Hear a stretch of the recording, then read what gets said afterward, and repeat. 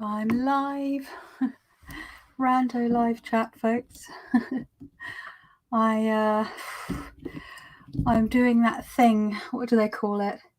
Get up, dress up, show up. I've been woof. I've been rough.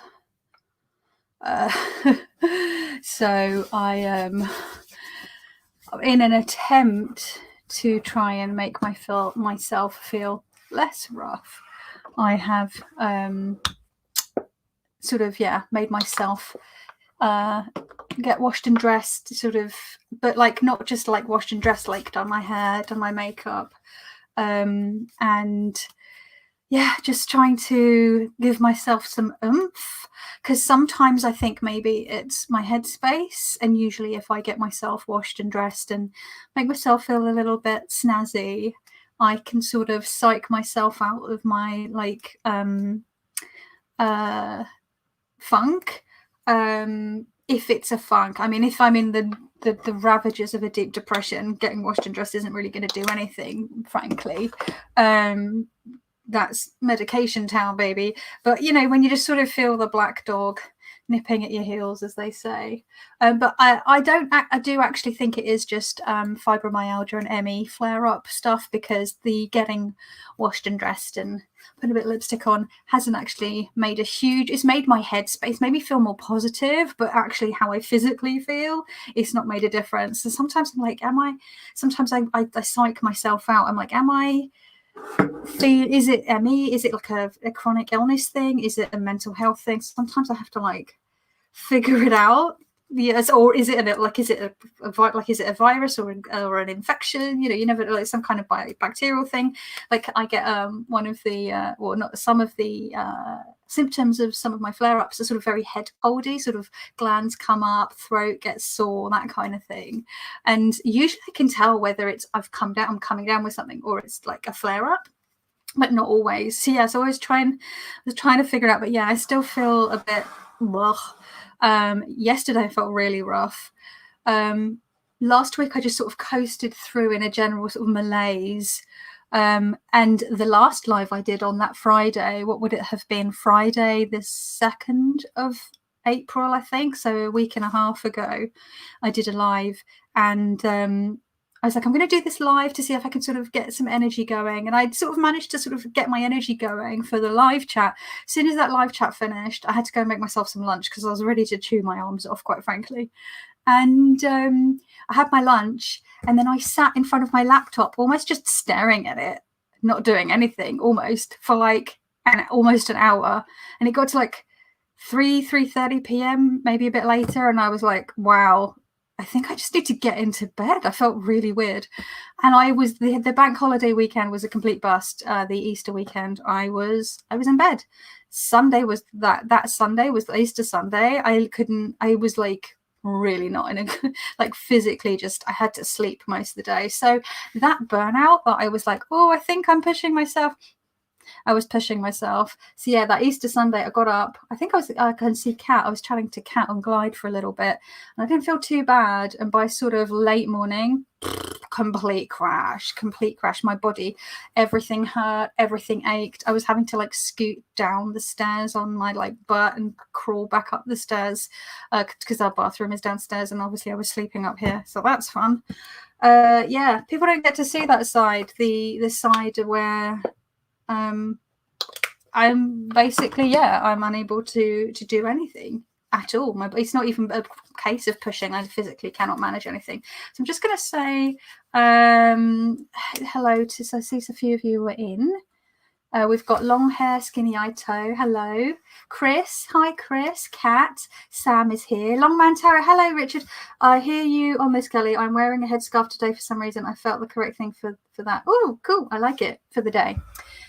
What kind of headscarf? That sounds cool. Yeah, you know those feels. Yeah, because sometimes it's like depression, or I get like with my anxiety. This really happened at the beginning of the pandemic. You know, there's fight or flight, but there's also freeze, fawn, and faint as well. There's actually 5 of them, I think. My body kept doing the fawn and the faint during the beginning of the pandemic, where my body was so stressed and so anxious that all I could do was sleep. And I think it was my body's way of coping with the the huge amounts of stress hormones coursing through my body, I just couldn't keep myself awake. And it's very interesting how our bodies respond to stress. Hi B, you all right? But yeah, that I definitely pushed myself, and it's my own fault. But hey, here we go. So I last week I had some bits to do with the shop. I obviously had a shop update, and then I had to post those things out, and I had a few bits and bobs to finish, and I had some like back end stuff to do with regards to supplies and stock take and all that jazz. So yeah, I didn't really rest the first week because I was still doing a lot of shop stuff. So I've just been, so I keep rubbing loads of hand cream into my hands because I keep rubbing it into the same bit, but not actually on my knuckles, which is where it's trying. Rub it into the knuckles. So yeah, this week is for me to actually rest, because I have this thing whenever I'm resting, I'm like, oh, but I could be doing something around the house, or I could be reading, right? Well, sometimes I can't read because brain fog, right? Which is a massive problem for me still. Sometimes, or I'm like, oh, I could be sewing pouches or doing some experimentation with these other ideas I've got, like I could be art journaling, I could be practicing my drawing, my poor sketchbook. I've hardly touched my sketchbook for a while, and I'm trying to fill it up.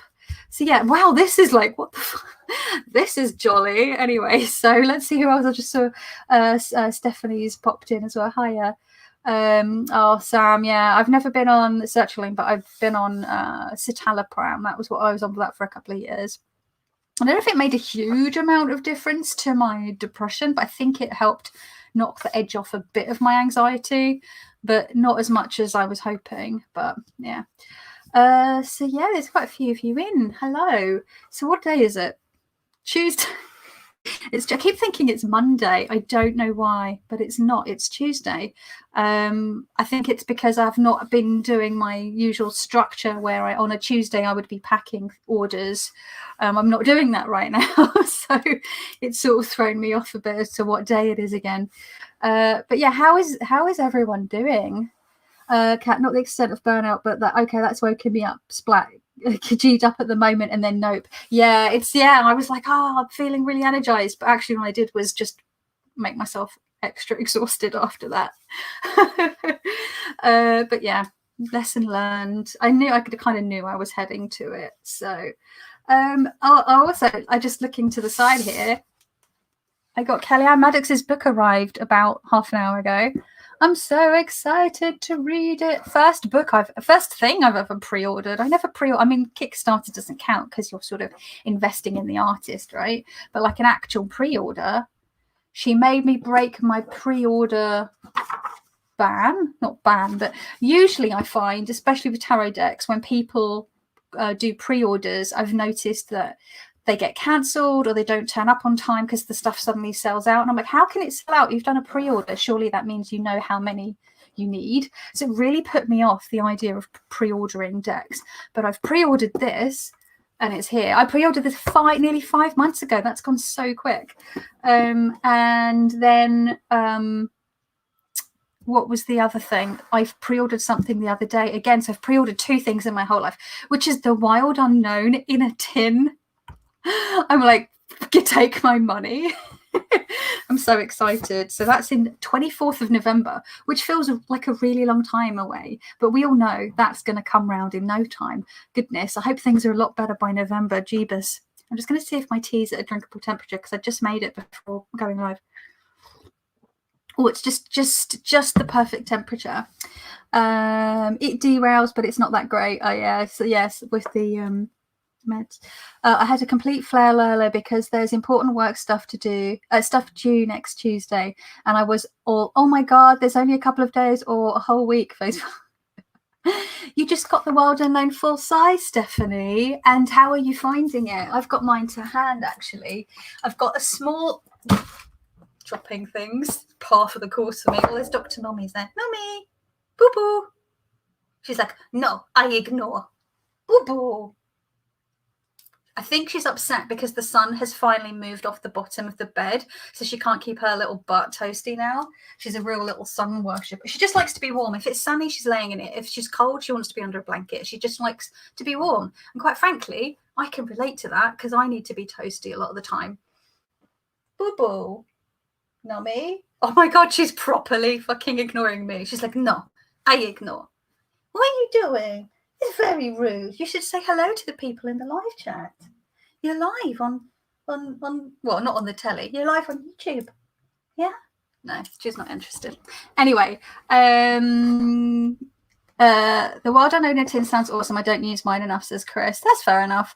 Dr. Nobby, yeah. Hello, Terry, Diva, Ellie. I really like it. Definitely not a beginner deck, but really lovely. And hi, Claire. Lovely to see you. Evening, yes, always forget that it's evening when I go live this times. Bonus Nomi. Yeah, I was saying I've got a handful of decks just on the side on my second desk, my old desk, because they're the ones that I use mostly for photographing with pouches. So rather than keep getting them in and out of the tubs that I've got over the other side of the room, I just keep them out. It's a bit easier, a bit less of a faff. Oh dear, I've got to sat on cushions because my chair is too low to reach my desk, and my legs are really short, so I have to get up. I've got my feet resting on my thingy. Where did you pre-order the Wild Unknown in a tin, Kelly, says B. Oh, I was naughty. I broke my Amazon thing and I ordered it on Amazon because that's the only place. I think you can. Oh, but you're here in the UK, but I think you can order it from Kim Cran's site, maybe if you're in the US, but don't quote me on that. I think someone had mentioned that. But yeah, I pre-ordered it on Amazon. I try not to order from Amazon. Hi, Kay. It's 7 a.m. Ooh, early. But yeah, I've got the Wild Unknown. It's the original indie version.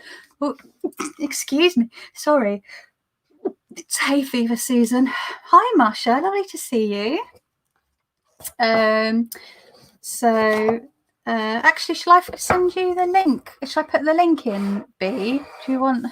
I'm sure you're obviously perfectly able to find it, but if I might have it just up on my. Because it's on my orders. There we go. This is the UK one. There we go. That's the Wild Unknown in a tin. Very excited. Cards, journals, and all that jazz. Vanessa. Hello, Vanessa from Germany. Oh, it's you, Van Mar. Lovely. Okay, because I thought the picture looked the same. I've popped the link in there for you, B. I've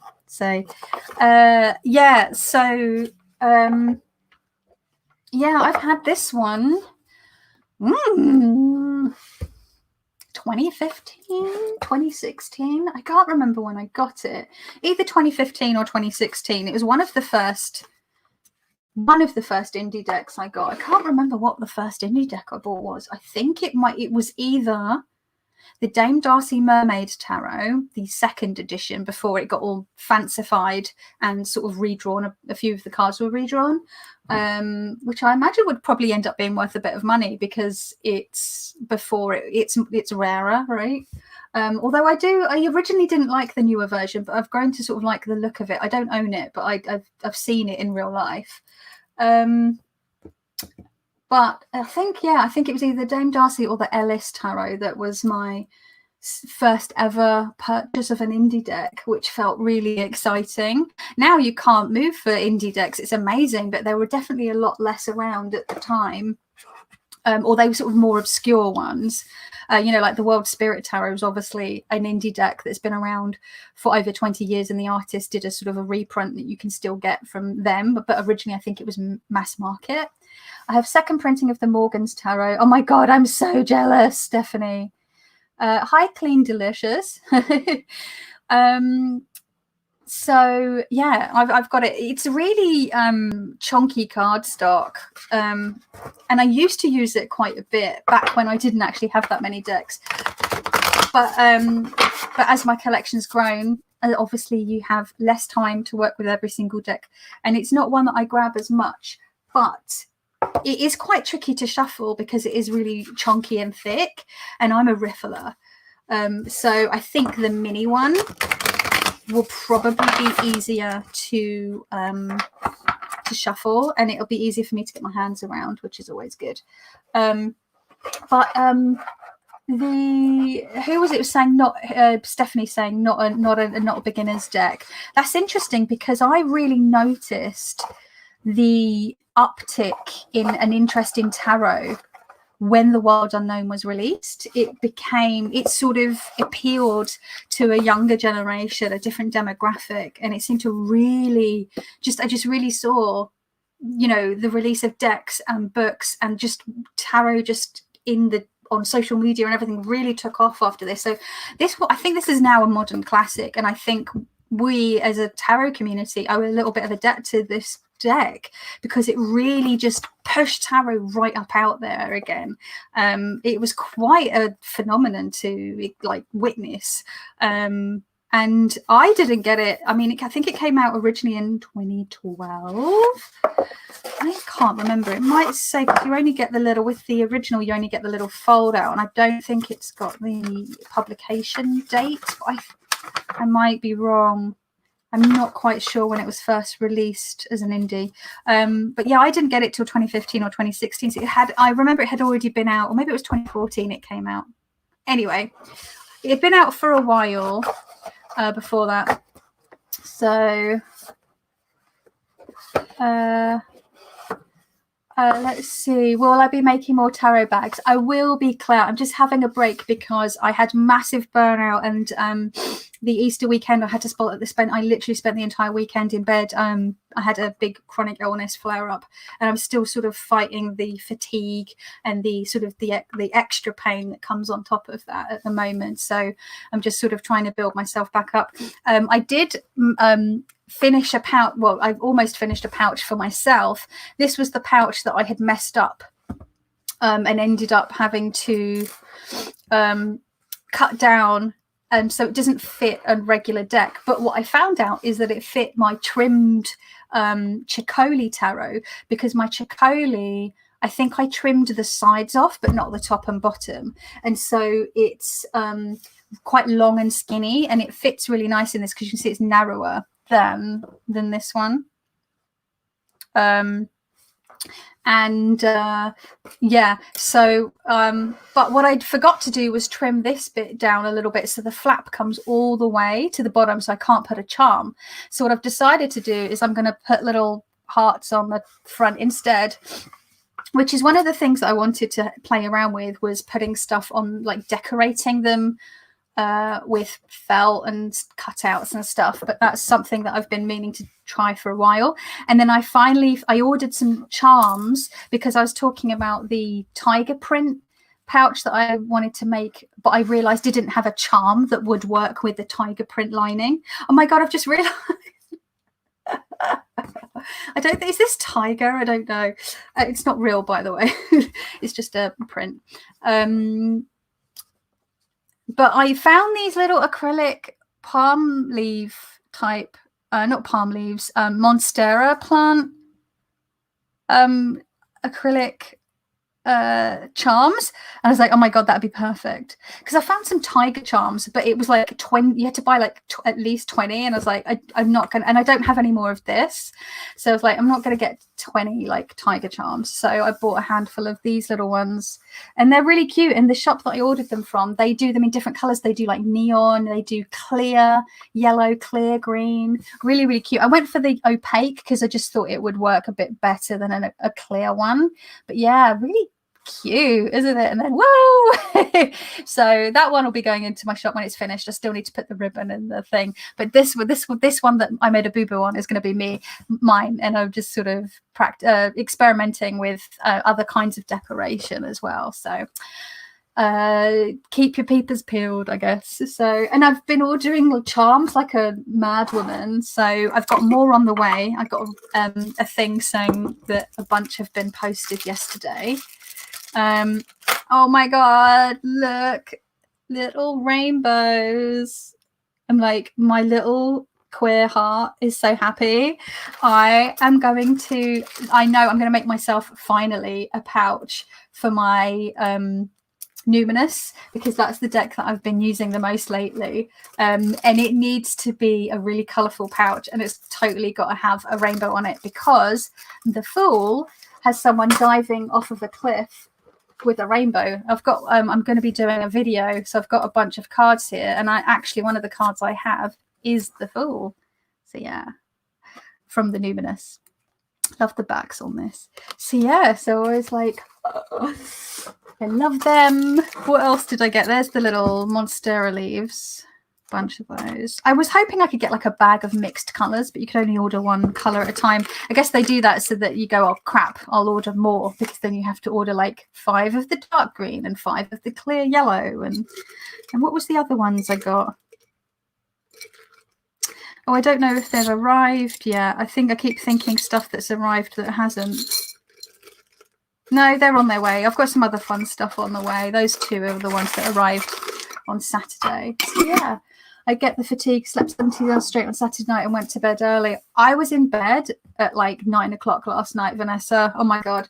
I was ready for bed by about 11 a.m. yesterday morning. I was dragging ass all day. I was really unwell. And by sort of late afternoon, I felt so nauseous, and I couldn't stop shaking. And I was like, chronic illness sucks balls. Really not fun.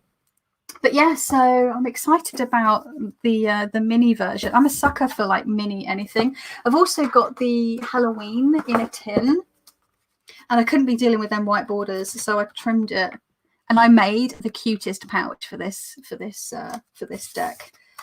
And obviously I trimmed my Magical Forest, which is small. I love me the Tarot Sirene, which is small. It's just because I have small hands. But then if a deck is small but really thick, like the Nublet, the Jean Nublet, you can't really riffle shuffle it. And then I'm like,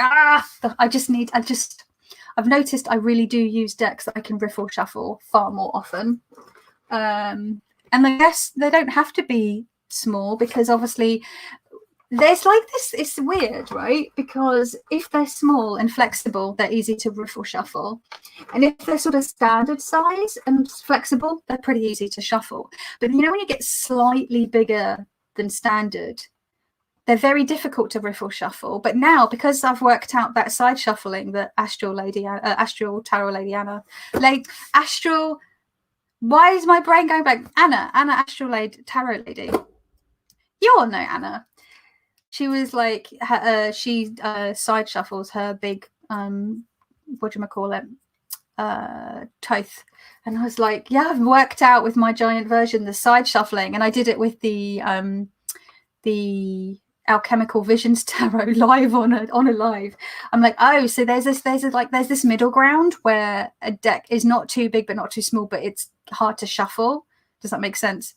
But then they get to a point where they're so big that you can just side shuffle them. What am I even talking about? Anyway, I'm just waffling. So yeah, okay, yeah, I love Anna as well. She's lovely. I wonder, Kelly, would you consider making a larger pouch for a larger soft deck? If someone wanted it, I wouldn't make a load of them just off the bat, because I think it's very specific, and a lot of people don't own a large Thoth. Most people own a standard version, and even then a lot of the time they trim it, or they buy a large Thoth and then they trim it, which is what I was planning to do, which is why I bought the large version. And here I am actually liking the borders and the titles and everything on. Who am I? I love small decks. Now a lot of tarot are released without borders and I cannot cut them smaller. Yeah, there is that, I guess. You, I know. You say you're asking because you want it.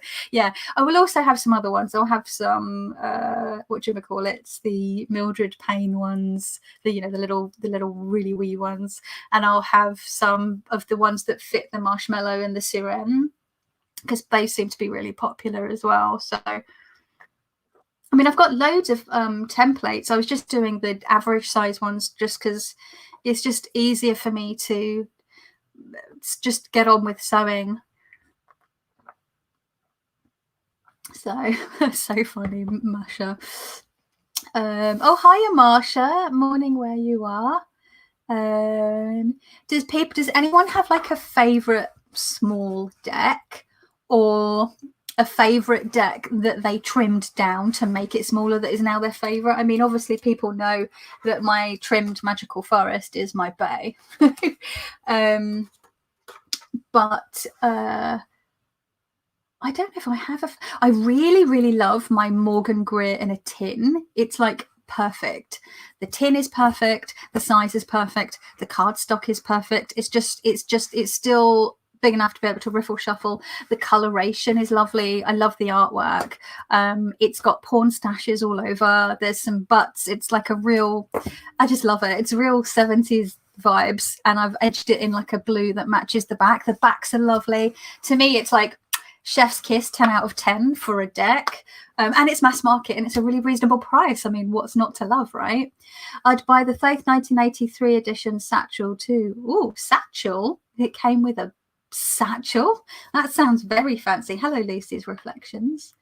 I'm starting to prefer small decks too, says Lucy's Reflections. Yeah, I go through phases. Like but generally as a rule, I like smaller decks. But like I said, I'm using the Numinous, which is sort of a standard size.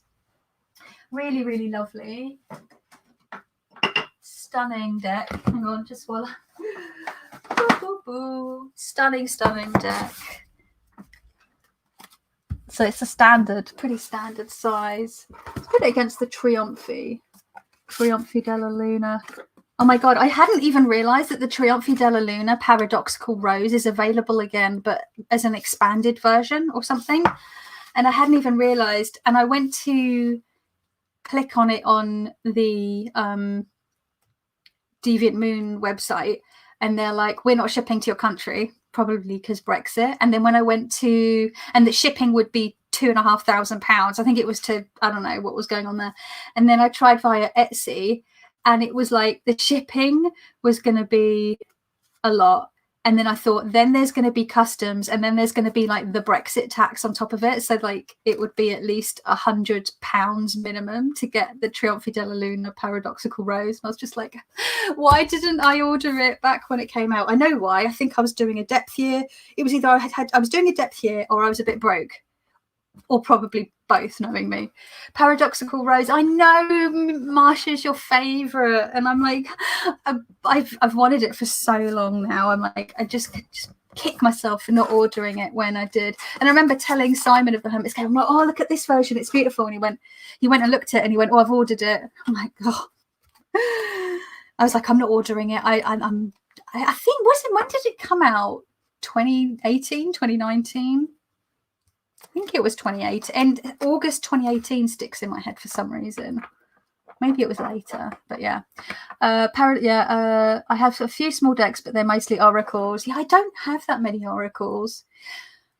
Do I? I don't have that many oracles, and actually most of my oracles are quite large.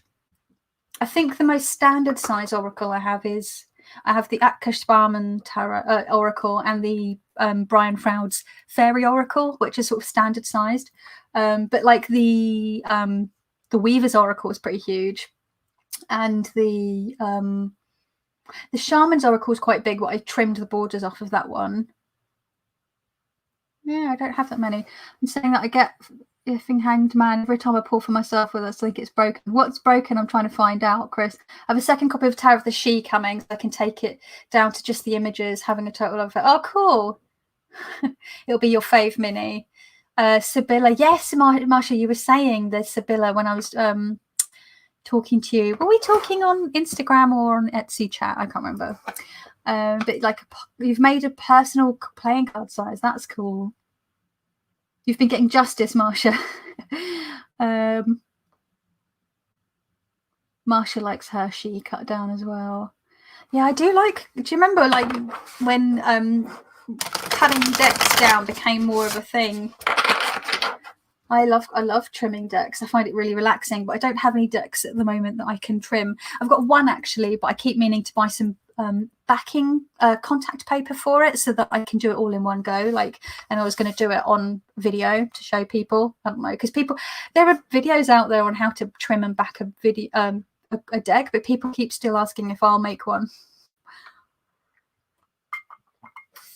I kind of like mini decks in the way I love huge decks, like the Oculatati Tarot is so big, but I love that about it.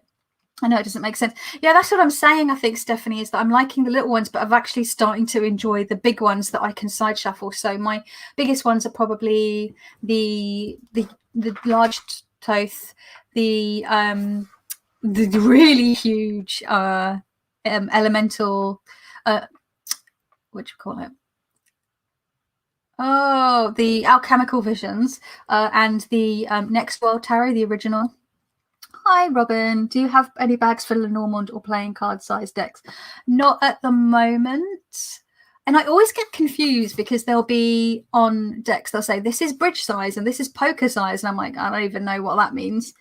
So yeah, I don't have any at the moment. I'm just doing sort of average sized, because obviously if I make decks to a specific size, it limits, you know, who can buy them, because then obviously people tend to buy pouches to match a deck that they want to put in it, or they'll, you know, once the pouch arrives with them, they will choose a deck that kind of matches the pouch so they know what's in the pouch, if that makes sense.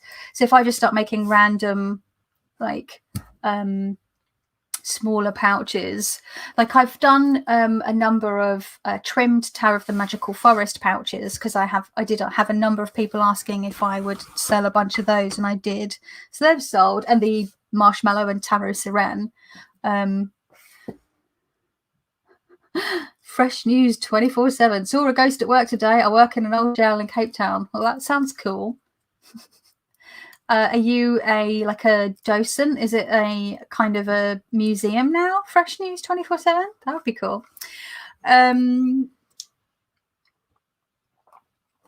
only Lenormand sized pouch I made was for myself, and for one other friend who had the same deck and wanted one, and it was a present for them, which is the Monster Lenormand by Jess Roller of Coffee with the Fool.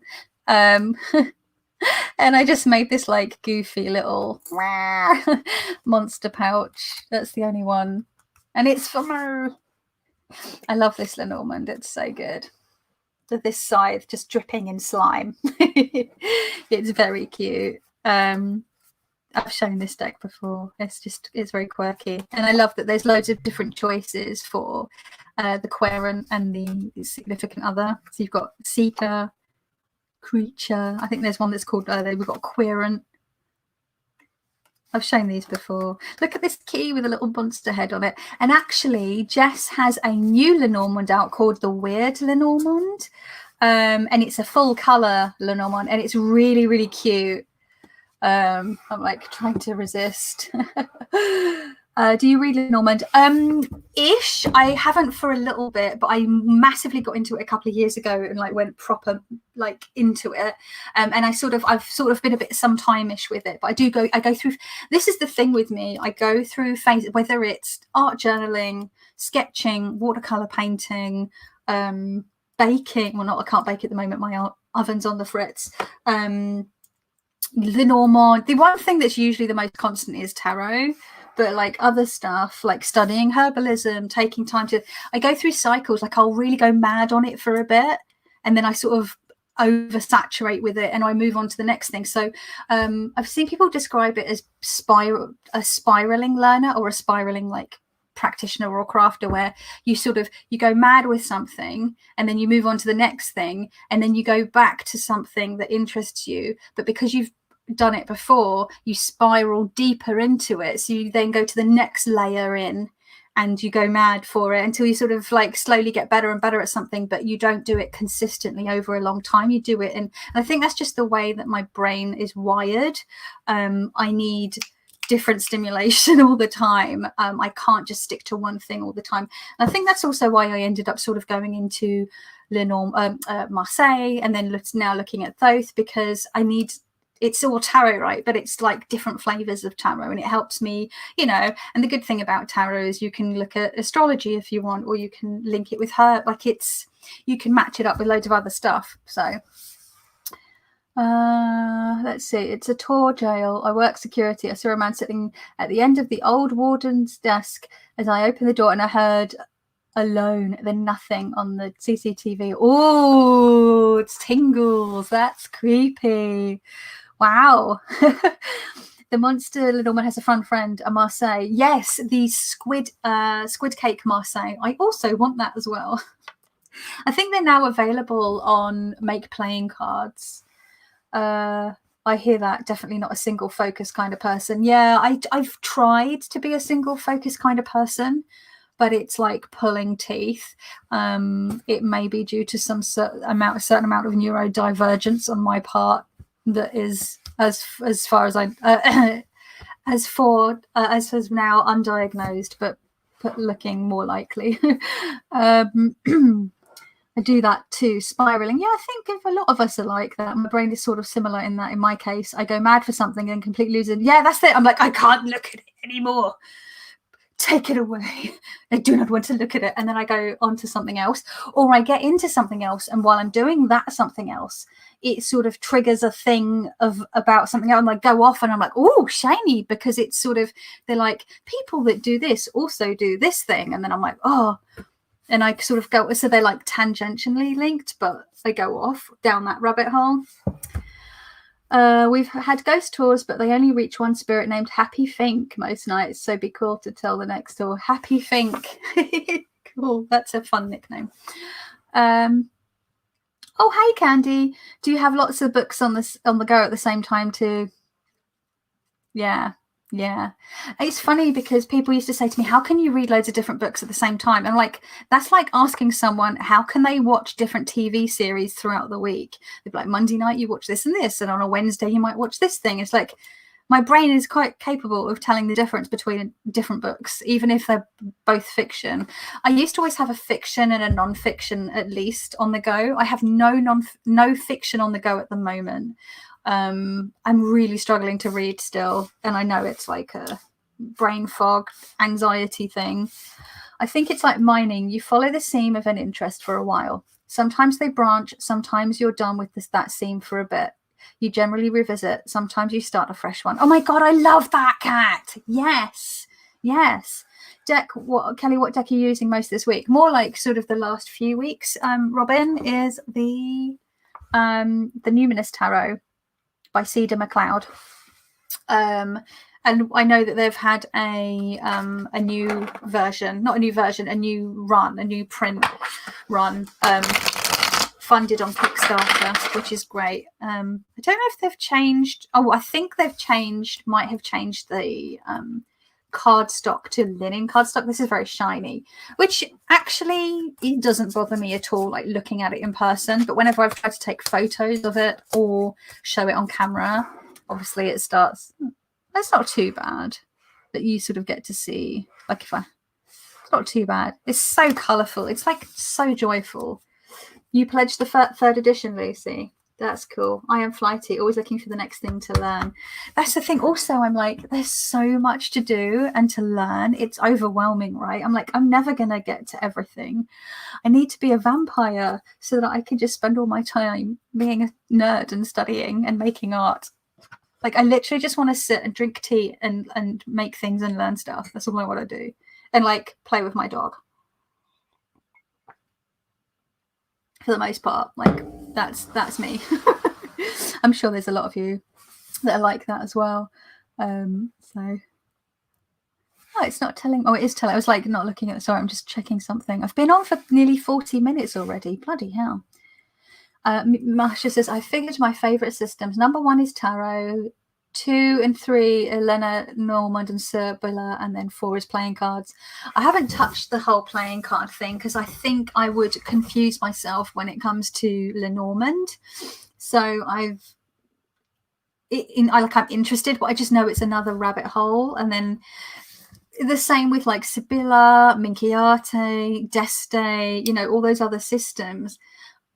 I know that if I start looking at them, then I'm going to buy more books and then more decks, and it's more overwhelming because I've got loads of decks and loads of books on, tarot and Lenormand at the moment. Well, I've only got one Lenormand book, but loads of tarot books. So, well, I'm ready off for work. Okay, close now that schools are closed, Natara. Oh, well, you take care. Okay, lovely to see you pop in for a little bit. Lovely to have you. So has anyone got any docs? stocks. Has anyone got any decks coming in, or any waiting on any decks, or backed any decks? The only deck I've got backed is Brandt's Hoi Polloi, like sort of re-rendering. It's very, very pretty.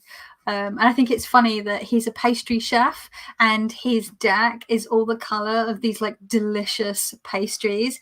They like, I describe them as like a box of macaron. Like I could just imagine opening up, just seeing all those colors. Now I'm making myself hungry. But yeah, that's the only one that I've got on backed.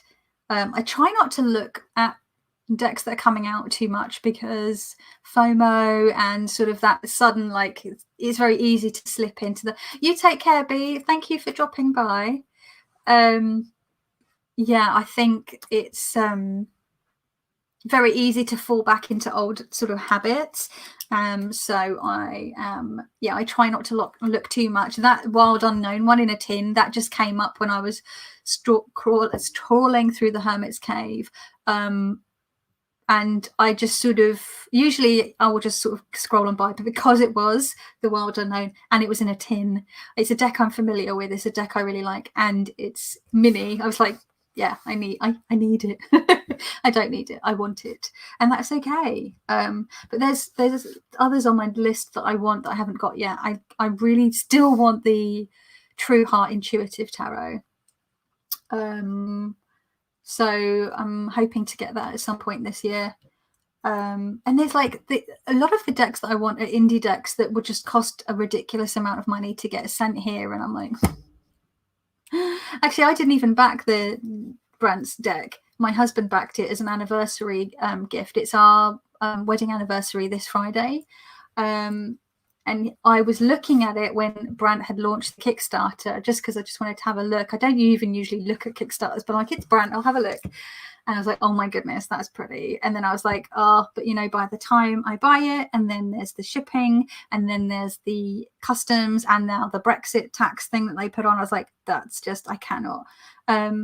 And I was showing my husband, like, look how cool this is. Like, look at the colors he's used. It's really yummy. He's changed the font on the bottom, the titles, like it's more 70s. And he was like, oh, that's really cool.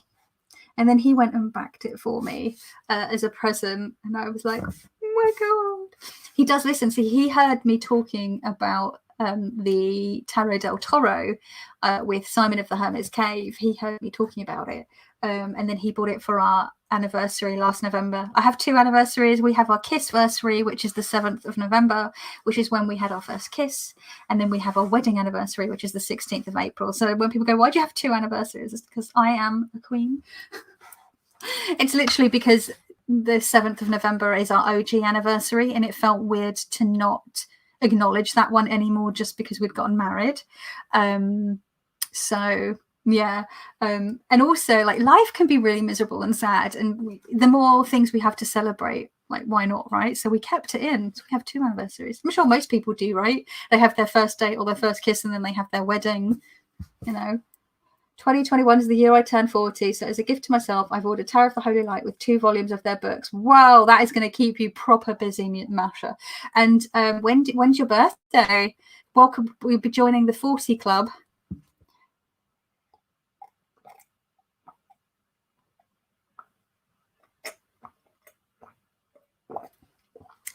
Minty fresh.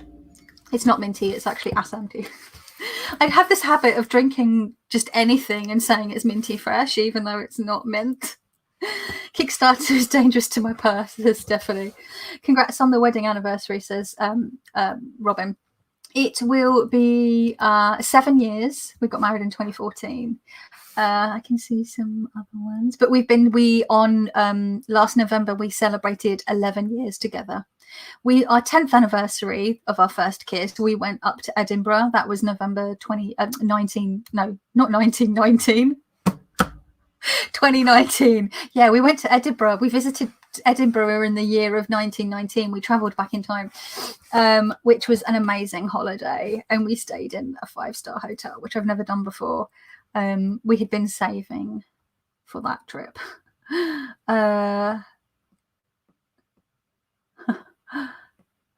You're waiting for the new symbolic Oswald Worth tarot. That sounds cool.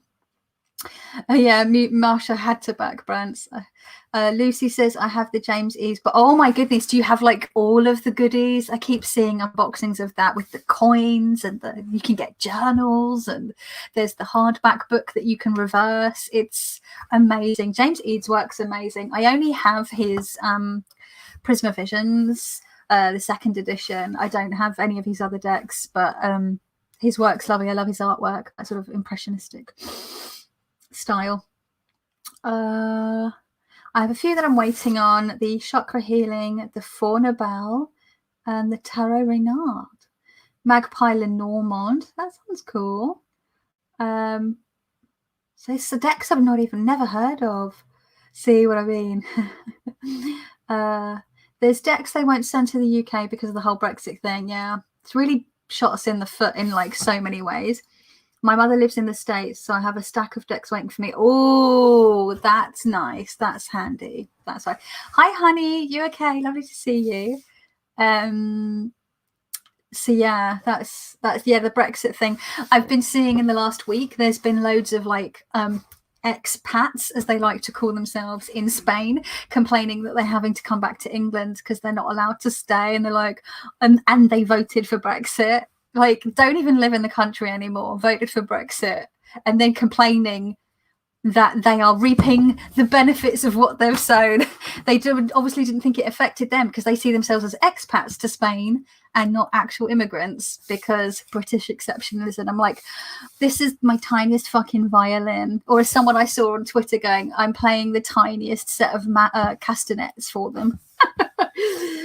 Struggling to join in the chat. It keeps deleting messages. Oh, how unusual. I haven't seen it delete any of your messages coming up in the thing. I'm sorry, Candy. That I'm not doing that. I don't know. There must be some glitch. Share my B-Day with Dalai Lama and my life path cards here on 6th of July. Oh, so not too long. What's it? Just under 3 months now. Oh, it's your 7th anniversary on the 1st of May, Stephanie. Well, happy anniversary for the 1st of May. Who's saying shush?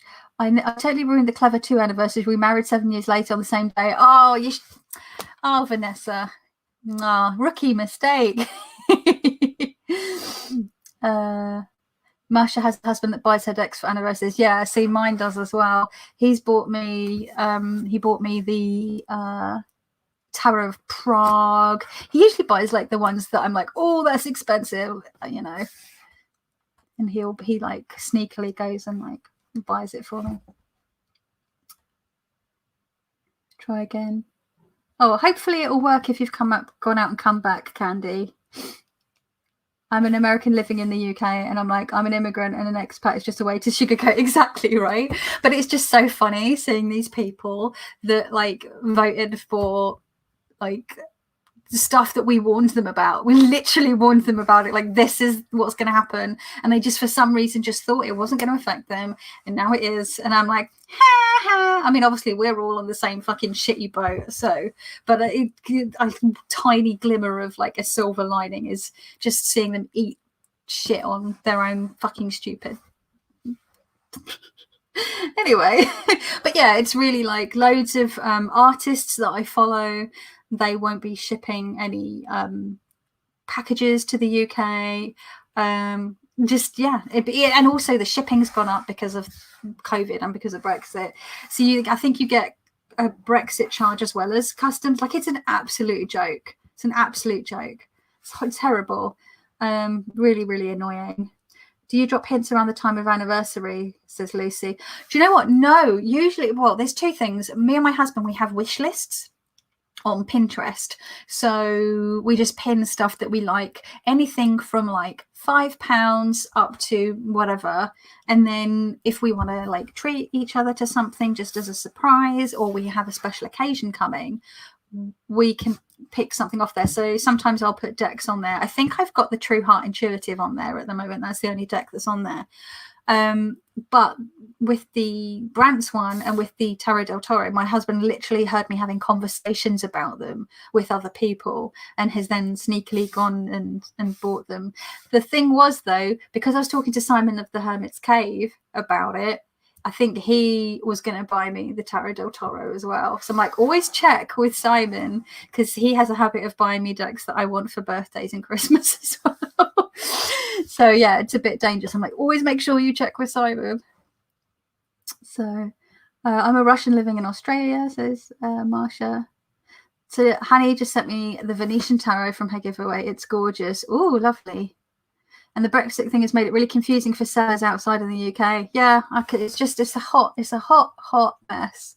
That's not even including the pandemic on top of it. So just what times are we living in? What times? I'm always just super impressed with people that moved to Australia. I've got Australian friends that now live over here. Because a couple of them were actually born in London, and then they moved to Australia, and then they came back to London as adults. But they grew up in Australia. But I'm always impressed with people that move to Australia, because what's that hashtag? Australia is trying to kill you, because it's like so packed with so many. It has the most dangerous, venomous, poisonous creatures, the highest concentration of them than any other country or something. I'm just like, how do you even like deal with the fact that like funnels, web spiders, and huntsman spiders are just like creeping around? Scares me. Good morning from Oregon. Hi, are you all right? Lovely to see you. Happy you won, says Fierce and Pretty, says Honey. Oh, for the giveaway. Come on, visit Australia. It's so beautiful. Yeah.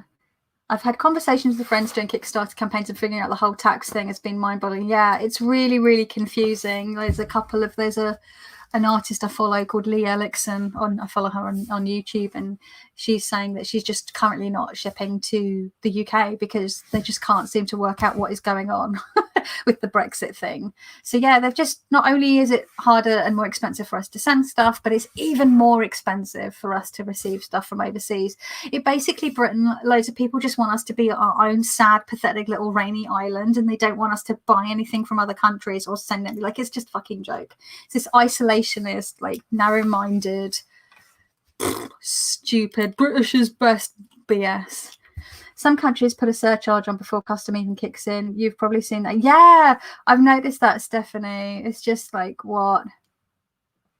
It's just a joke.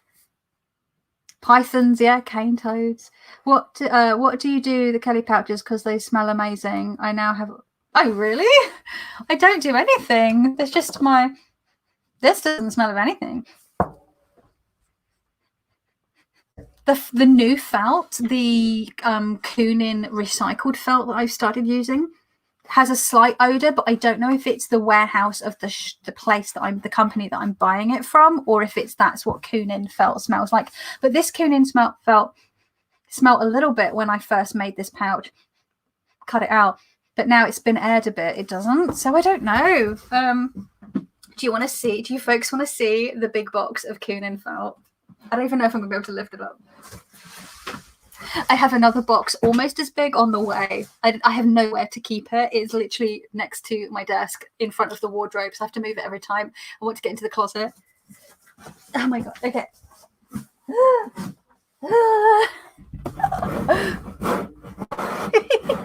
That's not all of the colours. There's more underneath there.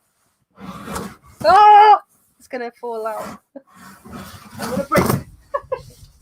So yeah, there's like other colours under there, like red and chocolate brown. So yeah, I've got more on the way, more charms on the way. I'm very excited to sew lots of colour combinations I've never had a chance to make before.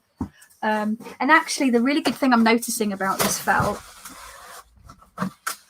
it is quite pricey because it's a, it's a higher quality. It's also recycled. It's 85% recycled plastics, mostly plastic bottles, I believe. But what I'm liking about it is it's a little bit thicker, and it's not as stretchy, which makes it more stable. So you get a bit of a give to it. So if you've got a deck that's a little bit of a squeeze to get in, there will be some give because it's fabric, and fabric naturally does give, and you can sort of pull it a little bit, but not to the point where it's going to stretch out of shape, which a lot of craft felt you can kind of stretch out of shape quite easily. So yeah, I'm loving the thick stuff. Let's see. Yeah, I'm going to be very, very busy. Oh, hi, Laura. You all right, my love? Surfer got eaten by a white pointer where I swim at our beach. Whoa. Well, that's not scary at all. Snakes and big spiders. Oh, my God. My first light. Hi, Claire Young. Hi from Sheffield. Away. That's funny you should say that because mine arrived this morning as well. Twinsies, book twinsies, welcome to the chat. I'll just go up on the chat and see. So yeah, I haven't done anything to the pouches, Hanny. I don't know what's happened there. All spiders are not right. Snakes trying to kill your dogs are not that good. Oh my God, but we manage. But you'd love it here. I'm sure I would. But yeah, I'm a bit scared, and I'm one of those people that bugs just love the taste of me. I get bitten all the time whenever I'm anywhere where there's mozzies and stuff. They're like, I don't know, there's something about my pale ginger blood that they like. Forgive me, my preference would be New Zealand. Australia's second best. I would love to go to New Zealand. I've got a couple of friends in New Zealand. They're a couple. And they lived in London for a couple of years, which is how I met them. And they had to go back a couple of years ago because their visa had run out. But it's been wild seeing them posting on Facebook and Instagram and stuff their experience of the pandemic. I mean, it was their anniversary on Friday or Saturday, their wedding anniversary, and they had a party. Like an actual party, and then they've been on holiday to other parts of New Zealand. They've my friend, she had a birthday party in January. Our birthdays are a couple of days apart as well, and she had a big birthday party, and I'm just like, wow. I spent my birthday indoors whilst it was snowing, mostly in this bedroom with my husband. Yeah, couldn't really go anywhere. Yay, lockdown. So that was, it's a real Jacinda Ardern's definitely handled that situation very well. I filmed a video sharing your pouches, which will go tomorrow. Oh, thank you, Marsha. I consider myself a friend to spiders, but I have to admit some of the spiders I've seen in Australia would creep me out. I just keep my distance. Yeah, some of them obviously best to as well, Stephanie, because they're dangerous, right? They're poisonous. Oh, venomous. Obviously, but is it venomous? Venom is transmitted by blood, and poison is by touch or by something else. I can't remember. Some toads are poisonous, but that's if you touch them, whereas snakes are venomous because they bite you. I believe that's the difference. Don't quote me on that. In-depth review correspondence book. Yeah, I watched that, Vanessa, as well. I think I commented on that video. For anyone that hasn't seen, Laura Aquamarine 18 did a really good review of T. Susan Chang's Tarot Correspondences book. Laura does really good book reviews, always really thorough. I really enjoyed your Sigil Witchery one as well, Laura. And it's made me put that list from my maybe list to my to buy list. And actually, Laura, I meant to say, I think it's the Aramency podcast. I think it's that one. There's an interview with T. Susan Chang about one of her more recent books, which was about the tarot and the deacons. But she's also got another book coming out this month as well. So she's been really busy. For anyone who doesn't know who T. Susan Chang is, she is a writer. She's produced, published tarot books, the aforementioned tarot books, but she does the podcast The Fortunes Wheelhouse with M.M. Moline, who is the creator of the Rosetta Tarot and the Tabula Mundi Tarot and those, and it's a really good podcast that I've started listening to now that I'm looking at Thoth. I've been saving it because I know they talk about Smithwaite as well, but it's more heavily Thoth from what I understand. So I love things all eco-friendly, says Stephanie. Do Australian spiders grant wishes when you take them out of your house? My starseed fits with its book. It is a give a stretch of the pouch, but I'm okay with that. Oh, cool. Okay, I'm pleased that fits in there. I like spiders. I'm not one of those people that screams and then then tries to kill a spider or screams for my husband to take them out. Generally, as a rule, if I find a spider in my house, I leave it because they eat flies, and flies drive me bananas, quite frankly. They are my friends. Sometimes a spider's in a place it shouldn't be, like it's in the bath and I need to like have a bath. So I'm like, okay, let's put you outside. And I try to put it somewhere, or I'll put it just somewhere else in the flat so it can like find somewhere to go hole up. I don't know, but yeah, I don't mind spiders so much. I would feel very differently if I lived in Australia, though, mind, because, you know, Australia is trying to kill you. I had a Zoom-based birthday, not the same. I didn't even do anything online, Laura, and I kind of regretted it considering it was my 40th. But I didn't know how I would feel. And then on the day, I was like, I kind of wish that I had done it. It's not the same, but hey hum, it is what it is, right? I did see something really cute that said the spare change you'll find in the sofa are spiders paying their rent. Oh my god, that's so cute. I love that idea. Our creepy crawlies are more scared of us than we are of them. Most run away. Oh. There's a new That's It Tarot Deciphered, Laura. That's the latest one coming out this month. Yeah, book shopping. We love a bit of book shopping. Now, it's though, like, what's that thing? Collecting books and reading books are two separate hobbies. I'm like, I feel so called out, especially as, I mean, I never used to have a problem. I used to read like a mad thing, like easily could sit down and start reading on a Saturday morning and finish a book on a Sunday evening. But those days are gone, and it is very much to do with like my cognitive function, my brain fog, concentration issues with my illnesses. It's so frustrating to have found to like not be able to do something that I love so much. I have moments where I can read for a bit, but it's not the same, and it breaks my heart a bit. I have back to the Drowning Tarot. The Drowning Tarot? That sounds very dramatic. And the Sacred Bee Oracle. That sounds cute. I should have so much more change in my sofa. Spiders did eat our clothes moths, though. Oh, yeah, moths. That's the other thing. Clothes moths, the cheeky buggers. We had to do a whole thing last year with loads of moth catching stuff and moth repellent because they had gotten into some... Moths piss me off because, yeah, I've had some really beautiful pieces of vintage clothing that have been ruined by moths that in my youth I didn't realize I had to store in a particular way. And it's vintage. That's it. It's done. Other than like taking it apart and creating a pattern to then make a newer version, which kind of works because then you can tailor it to fit you better. But, you know, it's trying to keep a piece of history alive when you've got vintage.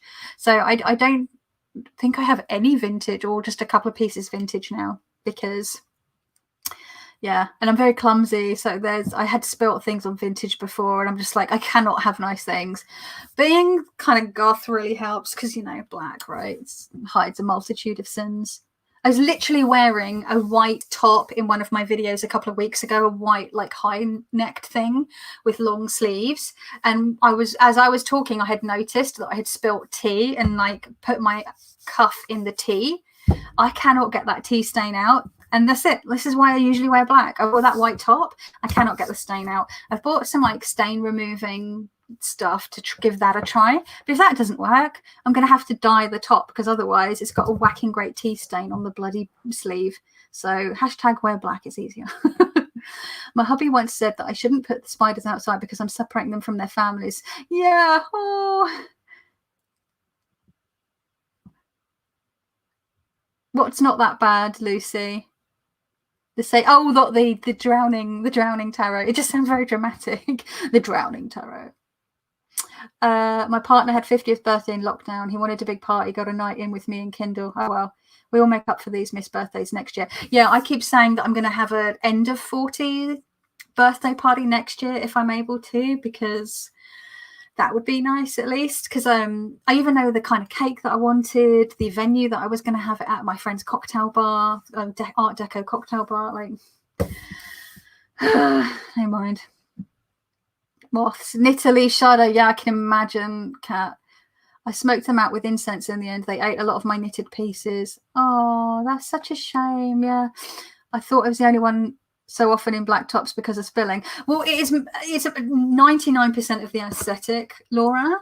But it's the 1% of me that is like, it's so much easier to deal with because of stains. And I'm like, am I clumsy because I've mostly worn black all my life? Well, since I've been a sort of late teen for the most part. And so I know that I don't have to worry about it too much. Or did I end up wearing black because I'm clumsy and I knew that it would hide them? Which came first?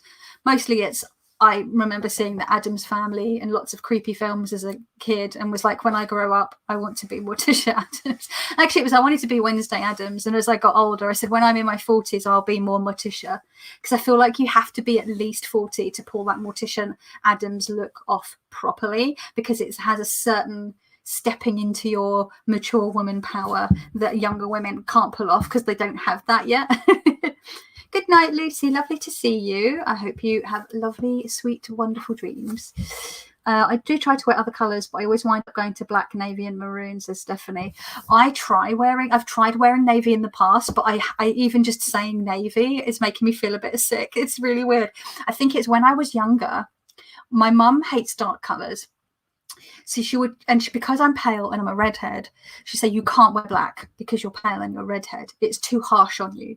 You have to wear navy. It's more flattering. So when I was in my sort of mid-teens and doing like work experience and stuff like that, she's like, you have to wear a navy suit. You have to wear navy. And I really fucking hate navy, mostly because of that, but also it's like, it's black, but it's not. Like it's trying to be, but it's not.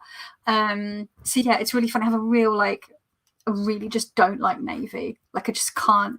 It has this like visceral, like I feel this feeling in my throat that makes me feel a bit sick when I think about it. No offense to anyone else who wears it. It's just this very thing where my mum was like, "You shouldn't wear black." It's sort of, you know, when I started getting into like goth stuff in my late teens, my mum was like, "Oh, it's just a phase, right? It's just a phase." Oh, and now I'm 40. Look at me. I'm wearing rat skeleton earrings. I've got skulls on my glasses chain, and I'm literally wearing a black velvet dress and like purple lipstick. Oh dear. Sorry, Mum, but not sorry. It doesn't suit me that well, and it was a school. Yeah, it's so often a school uniform was colour as well, which I think is another thing. I'm pale and a redhead. I think black looks best. Yeah, right. Grey can look. Yeah, grey. It depends on the shade of grey. Like charcoal can work, or a mid, like Derby grey, if you're wearing it in a nice like trouser. But that was very Alexis Rose. I've been rewatching Schitt's Creek. We're on season 5 now of a rewatch. So yeah, navy reminds me of Girl Guide, says Claire, and the school uniform. Yes, lots of people saying school uniform. Black velvet though, I love black velvet, as she says, feeling her boobs lie on thing. It's just so weirdly the nap of this one goes up my top rather than down. Yeah, it goes up the dress as well. But I guess with mass markets, this is a mass market dress. They cut the lay patterns to get the most out of the fabric. They're not going to cut all the dresses in the same nap with it running down, even though traditionally you would. Well, I guess it depends on which way the velvet looks best. But yeah, I've got quite a bit of so soft secondhand. Like most of my clothes are secondhand, so charity shops are a really good place to get lots of really good secondhand 80s and 90s black velvet dresses. Although a lot of the younger folk are starting to like nab them again as well, I think, because that's what's becoming trendy again. But yeah, I own an inordinate amount of velvet, black velvet, burgundy velvet, and what was the other velvet thing I've got? Emerald green velvet.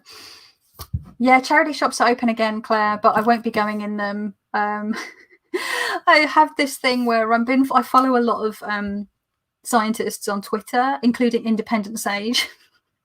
And what the government says is safe and what actual scientists are saying is safe are two different things. They're saying that with the new variants that are being found in India and where else was somewhere else, I can't remember, and the Brazilian variant, and then also the the fact that mostly it's going to be younger people going out socializing and they're actually unvaccinated puts us at a higher risk of those variations spreading, or and we need and without the stronger measures on our borders with regards to people flying in and out of the country. So I'm just like, I am just waiting. I'm biding my time. I have not waited over 13 months to blow it, although I've got a dental appointment that I really don't want to have to go to, but I have to go to because I've got sensitivity in a tooth and it looks like there's a bit of decay. There's like a black mark, and I'm like, oh, for fuck's sake. I was hoping I wouldn't have to go to the dentist until I was fully vaccinated, but you can't really ignore pain and sensitivity in a tooth that looks like it's got decay in it. So I'm like, ugh.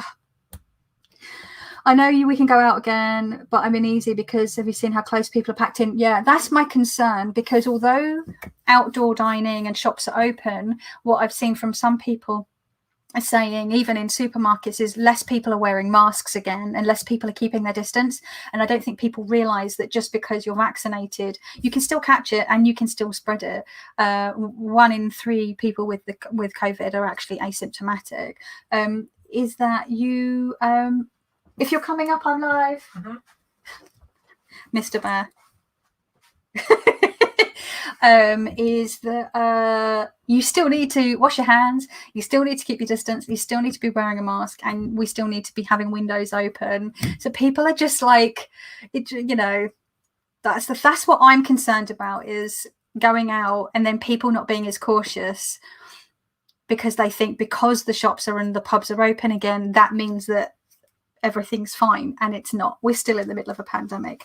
We will be in the pandemic for a while longer. This is, it's a thing. So yeah. Boop. Now the song Black Velvet is running through my head, says Christy. I was doing the same. Black velvet and that little boy smile. Let's see. Meow, meow, meow. Oh, I've missed a lot of chat. Let's go. Doop, doop, doop. Black tops because of spelling. That's where we were. You can have a 40 wonderful next year. Oh, I like that, Laura. That's good. I try to wear colours. I joke. Of course, it's not all about stains. I know. It's because it looks fucking cool. Black don't show the dirt, but a bit uncomfortable in hot summer sun. Aha, this is where you're wrong, Robin, because I usually remain nice and cool during the summer by wearing long, natural fibre, black and grey dresses. Problem solved. If you look at some of the really, really hottest countries in the world, they wear a lot of long black clothing. And it's all about the fibre and the length, because if you're wearing natural colour fibre, obviously it wicks away. Linen obviously is really good for that, cotton less so. And then you've got the length covering, so you're actually covering yourself from the sun for the protection. And then because it's a long dress or like really wide palazzo pants, they swoosh the air around and keep your legs cool. So that's my top tip for staying cool as a goth. Also, I tend to wear a big fuck off hat, and I have a sun umbrella, a parasol, and I just cover myself in sun cream, and I wear huge big sunglasses. And it looks, granted, it looks quite extreme, but also, it's fun. I'm going for a Molly Weasley vibe the older I get, which hides the stains but gets eaten by moths. Is that the way to like deal with the moth eating stuff? Yeah, I feel like the older I get, the more bog witch I'm just going to get. I'm very much looking forward to crone years. I think I'd suit crone years. Yeah, me too. I'm like going to grow all my hair out wild and grey. Fingers crossed. I've already got some grey coming in. You can't see it on here, but I've got some lovely greys coming in here and at the sides. And yeah, just embracing the bog witch. That's the plan. I don't go with Nate. Oh, I've already seen that one. I think I've seen all those. I've just received my new vegan docs for our Australian winter approaching. They have that rainbow sheen. Oh, I know the ones you mean, Marsha. They sound cool. You can stroke the nap upwards to draw in energy, says Claire Young. That's a way of looking at it. I can rewatch that show over and over again. I was really sad when it ended. There's a really good look back on the show at Netflix. Yeah, I saw that documentary when me and my husband, when we watched the final episode of Schitt's Creek, we literally went and watched that documentary, 45-minute behind the scenes thing straight afterwards. But yeah, we started the rewatch pretty much immediately because just couldn't bear to be without these characters. I don't know, there's just something very comforting. So we're towards the end of season 5 on our rewatch. This will be our second time watching it, and I'm noticing so much more. It's so clever, the growth of these characters and how much you sort of fall in love with them. It's one of the most comforting, beautiful, accepting, funny, smart pieces of TV I've ever seen. I really enjoyed The Good Place as well. That was another one. That finale of The Good Place broke me. I was still thinking about it like a month later. I still think about it now. Like, it just kicks me right in the feels.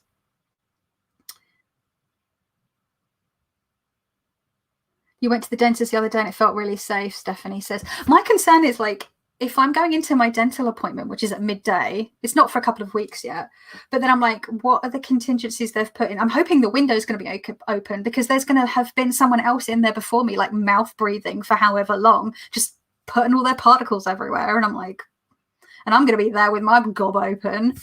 Ugh. We have all our non-essentials shut down now. We don't go anywhere. Yeah, that's how we've been like for the last, that's great English, for over 3 months, Laura.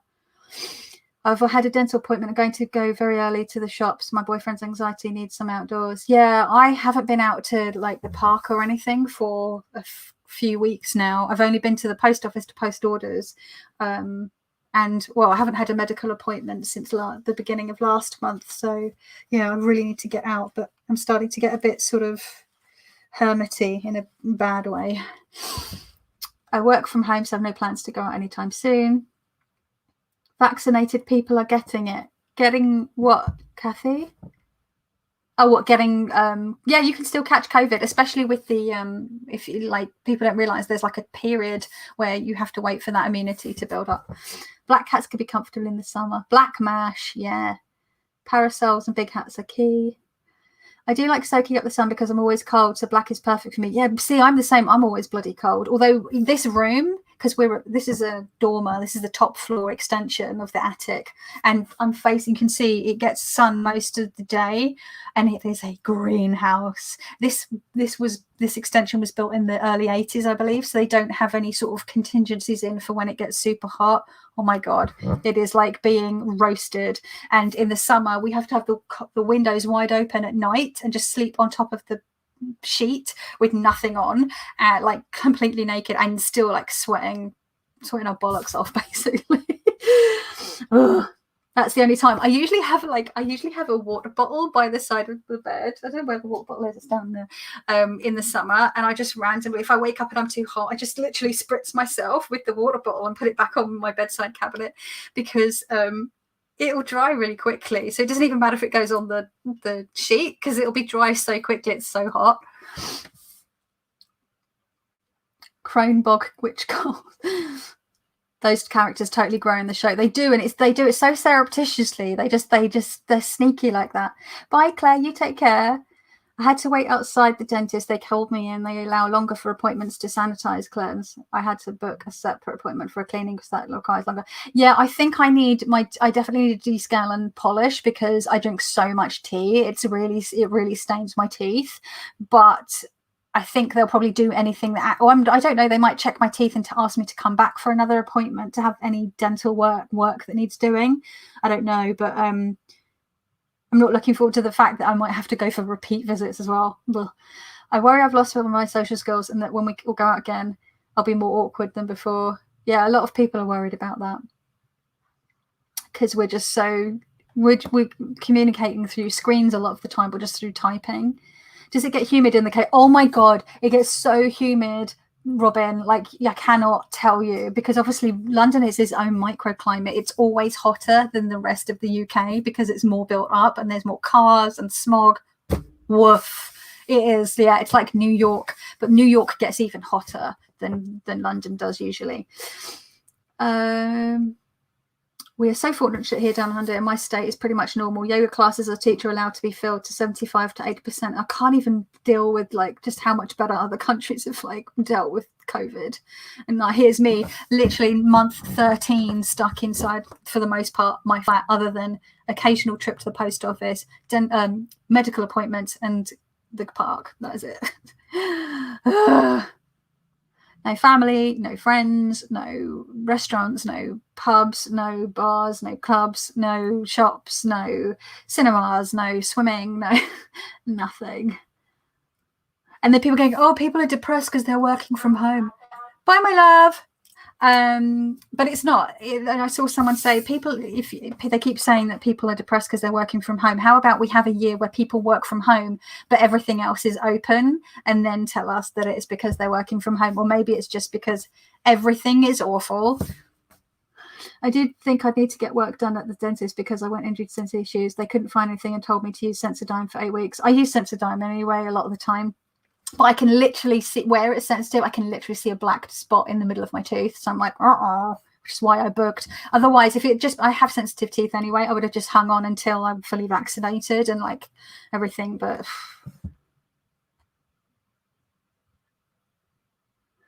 Canada's not dealt well either. Yeah, I've seen it's going like you've been going back into lockdown. Ugh.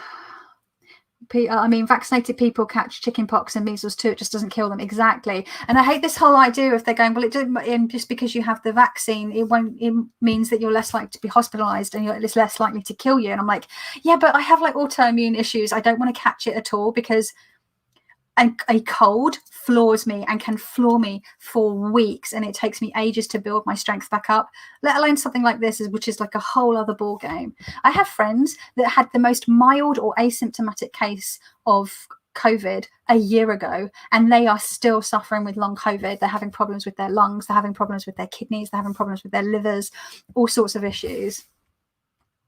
It's no fucking joke. I miss summers in New York. I grew up there. Then I moved to Florida, where it was always hot, but I missed the snow.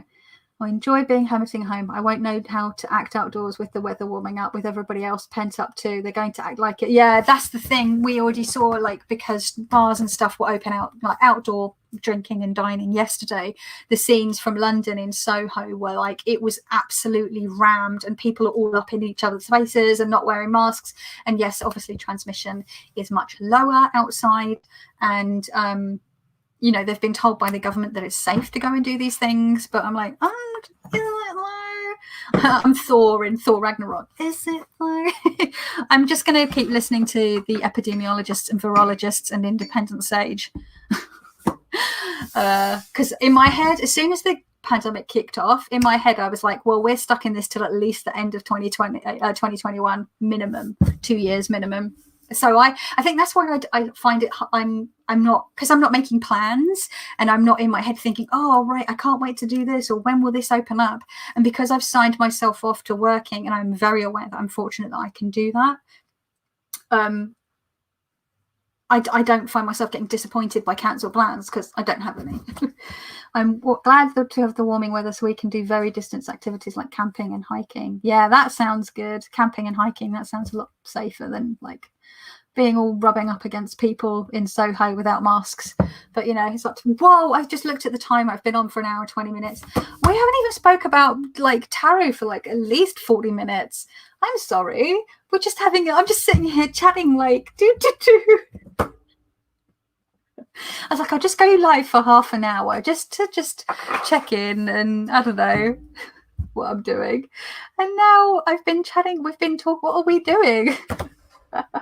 People around here seem to act more entitled because they've had to stay home, and civilized behaviour has just gone down the drain. Yeah, this is the thing. I think also because I've lived with chronic illness for over a decade now, I'm like so used to having my like freedom to, not my freedom, but having my activities limited anyway. And people, and so there's been times where I've been housebound, there's been times where I've been bedbound. So it's been really interesting to see the accommodations that have been made when suddenly able-bodied and non-ill people have been able to suddenly need to work from home and do stuff remotely. That's been interesting. But also seeing people lamenting like, oh, I'm stuck at home all the time. I'm like, you have no idea. Oh, well, they do now, I guess, but it's always fun chatting away with you, like hanging out with an old friend. Oh, thanks, Robin. So I think what I'm going to do is I'm going to do a little card draw just to bring it back around to, you know, why my channel exists in the first place.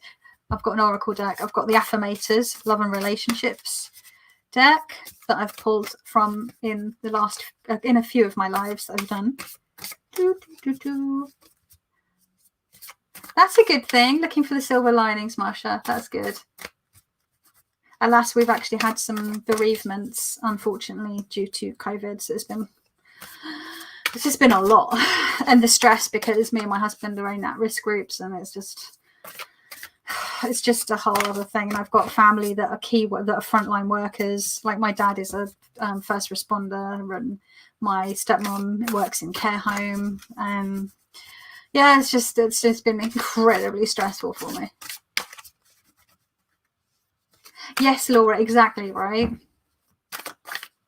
Like, give us the option, the online option. The number of things I missed out on that even that I bought tickets for because I was so unwell once it when the event come around, despite me maybe trying to rest up as much as possible and do everything I can to try and be well for that event, because there was no online version. But if they do make that accessible, I would have been able to go to the event. You know what I'm saying? I haven't worked with the herb crafters, Kristen. No, I don't have that one. I've got the herbal tarot, but I'm going to be getting rid of it because my work with regards to tarot and herbs has sort of evolved, where I've sort of got my own thing going on now. So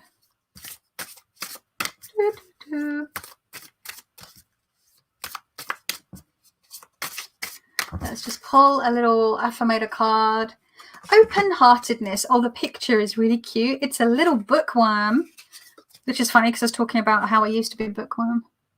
Look at that little wormy. And it says, I know that life and the people living it can be an absolute bummer sometimes, but I promise not to let unhappy chapters make me jaded. If I let negative experiences turn me sour, then the jerks win. So I'll move on with an open and hopeful heart, if only because I hate losing to jerks. Okay, I'm just going to put that on my little phone holder. My little phone holder. Usually I have my phone on it, but put my little card on there.